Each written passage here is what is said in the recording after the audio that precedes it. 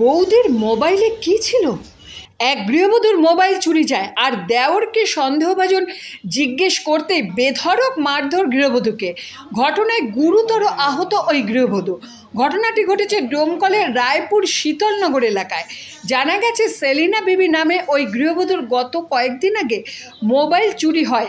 অনেক খোঁজাখুঁজির পর আজ সন্দেহভাজন তার দেওরকে জিজ্ঞেস করতে গেলে স্বামী, শ্বশুর, শাশুড়ি এবং দেওর সকলে মিলেই বেধড়ক মারধর করে সেলিনা বিবিকে।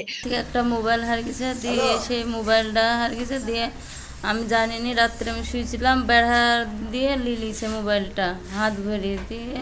আমার স্বামী কেরালায় ছিল, দিয়ে শুনেছে, শুনিয়ে মোবাইল কে লিছে, দিয়ে খোঁজ পেয়েছে, দিয়ে বলিছে ওদেরকে মোবাইল তেলে লিছে। তাই বলে আমার দেওর লিছে মোবাইলটা, দিয়ে আমার দেওরকে শুধাতে গেছে, আমি লিনি তাই বলেছি।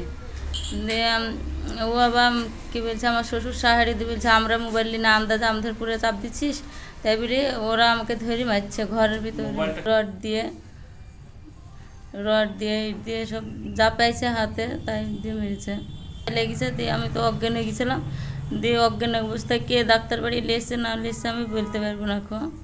ঘটনায় জখম হন ওই গৃহবধূ। তারপরেই অজ্ঞান অবস্থায় মাটিতে লুটিয়ে পড়লে তৎক্ষণাৎ স্থানীয় মানুষজন তাকে উদ্ধার করে নিয়ে যায় ডোমকল সুপার স্পেশালিটি হাসপাতালে। সেখানে চিকিৎসার পর শারীরিক অবস্থার অবনতি হলে বহরমপুরে স্থানান্তর করা হয়। যদিও এই ঘটনায় লিখিত অভিযোগ দায়ের করেন তার দেওর, শ্বশুর এবং শাশুড়ির বিরুদ্ধে।